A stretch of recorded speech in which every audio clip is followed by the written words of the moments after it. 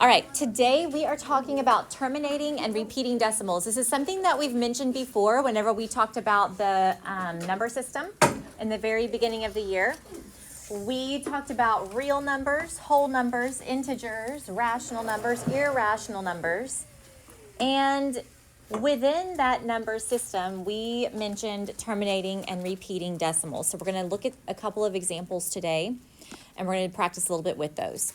So I am given the problem 758 divided by 6, and it says to the hundredth. So I want to solve that division problem to the hundredths place, which means I need to have, if I'm rounding to the hundredths, then I need to have how many digits up in my quotient so that I can round it to the hundredths?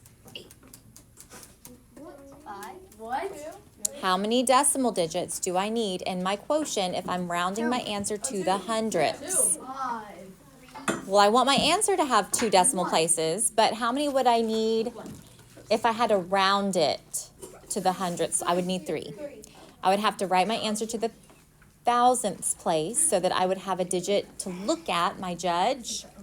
Okay, so I need all side conversations to end while we're in the middle of notes. Now is not the time to have side conversations.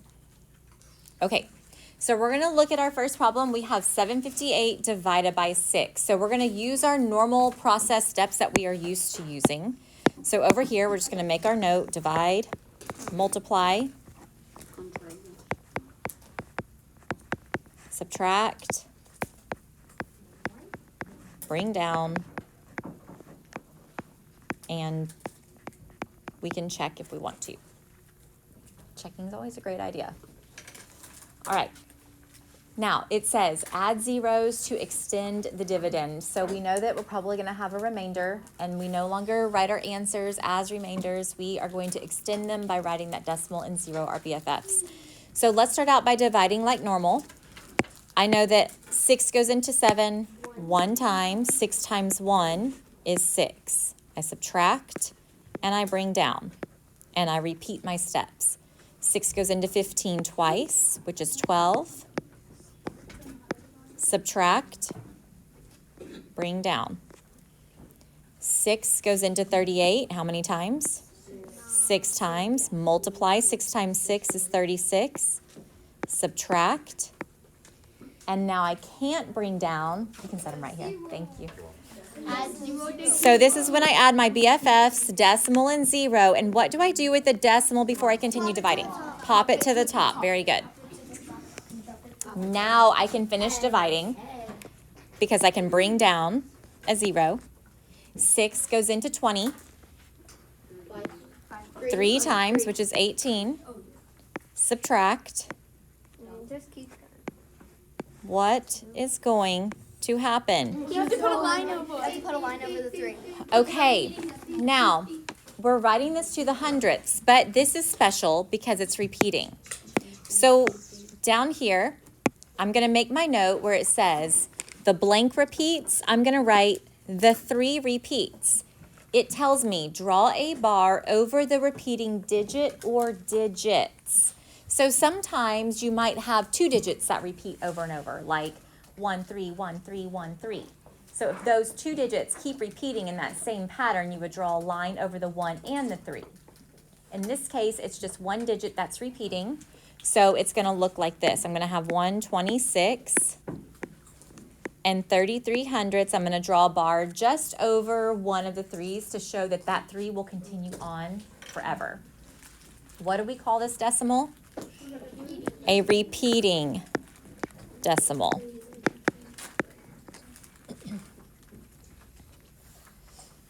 Okay, any questions so far?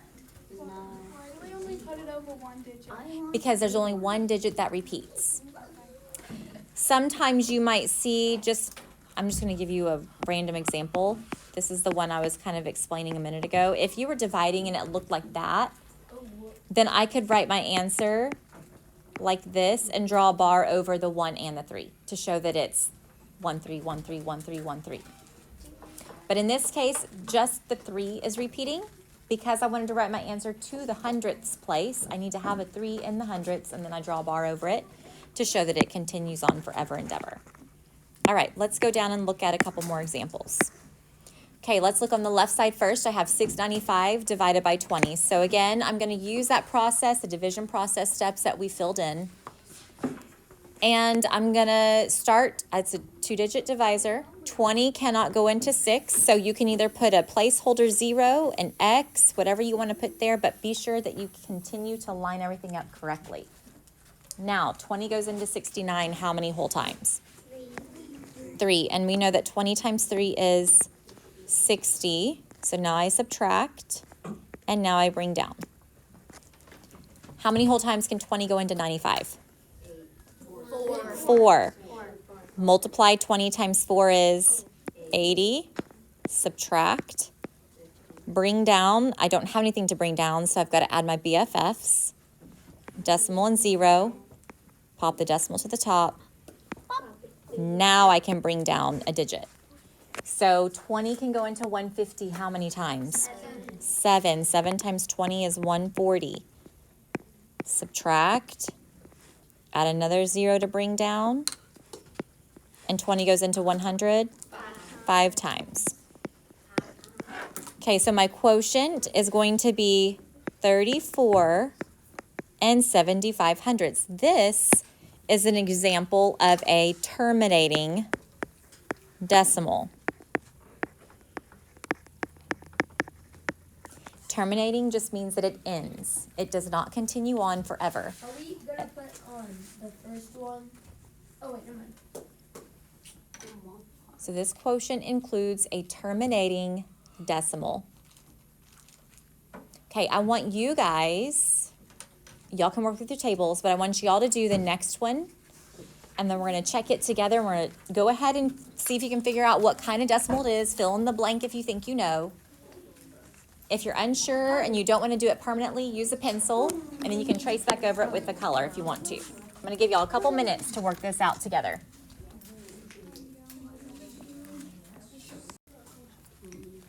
My quotient I'm going to write to the hundredths place. So it's 573.72.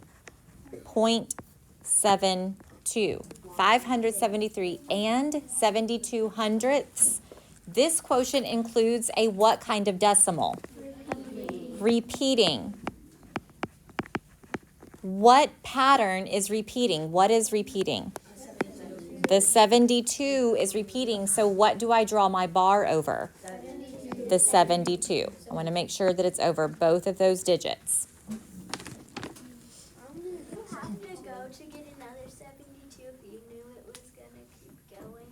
If you knew it was going to, well, you would need to go at least a little bit more to see that both digits are repeating and not terminating.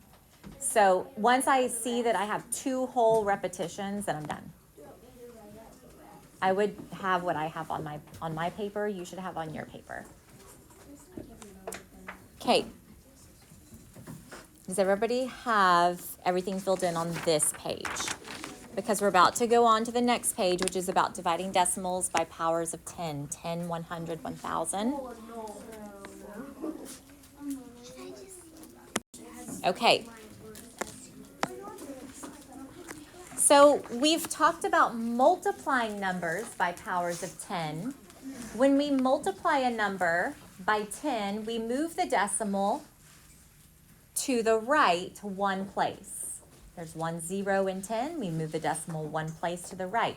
If we multiply a number by 100, we move the decimal to the right 2 places. If we multiply by 1,000, we move the decimal to the right 3 places. So if we are dividing, which way do you think we're moving the decimal? To the left, because when we multiply, the decimal moves right.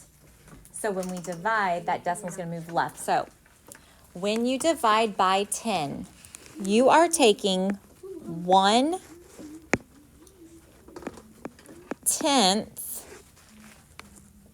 of the number. The answer, or what we call the quotient, since we're dividing, will be smaller. So move the decimal to the left 1 place. So if it's 1/10, we move it to the left 1 place. So the example here says 2.32 and 3/10 divided by 10 should just be 0.23. Okay, so here we have our place value chart. Just to fill in everything, we have our hundreds, our tens, our ones. What's after the decimal? Tenths, and then hundredths with the THS at the end.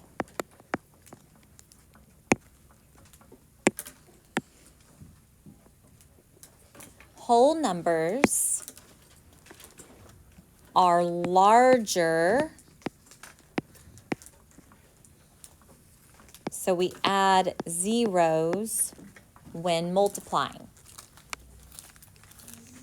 Decimals are smaller,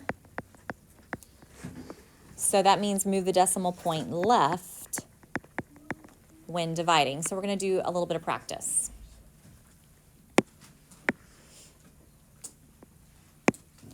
If I am dividing by 1, do I move the decimal anywhere? No, so I'm going to put 0 places.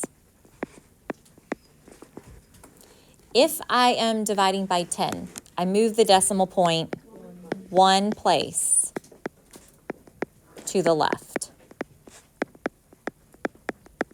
If I divide by 100, I move 2 places to the left.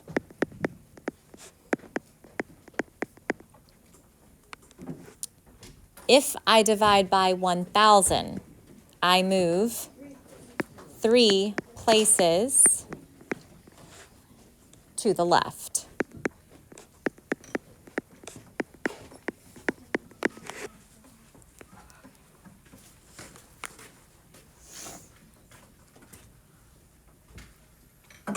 Okay, so we're going to actually practice this. I think it's easier than what you might have thought before we started.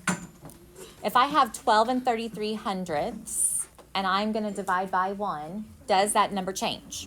No, it's going to stay the same. So it's still going to be 12 and 33 hundredths. If I take this next number, which is 367 thousandths, and I divide by 100, I'm going to take my decimal and move it how many places? 2. I have 2 zeros. That's your kind of cue, your tip, to move it 2 places to the left. Now what happens? Yeah, I have to add in 0 the hero because I moved it 2 places to the left, but I don't have anything here. So I'm going to put an extra 0 here, and my decimal will go in the front. So it's 0.00367. On the next one, it's 9 and 73 hundredths divided by 10. It's only 1 0 this time, so I'm just going to move my decimal 1 place to the left. So it's going to be 0.973. Now, what do you think we're going to do if I don't have a decimal and it's just 635? Where do you think I start the decimal? Jade? After the number at the end. So I'm going to start it way back here. And then I have 3 zeros, so I'm going to move it 1, 2, 3 places to the left. So it now will be at the beginning of my number, so it's 0.635.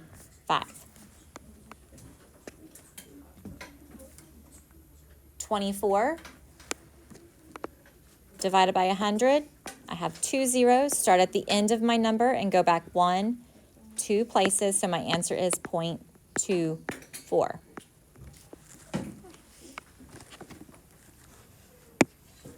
My little note at the bottom just says, understand where to move the decimal, or you may have to add zeros. 0 the hero. Got to understand where to move the decimal. You may have to add zeros if necessary. Okay.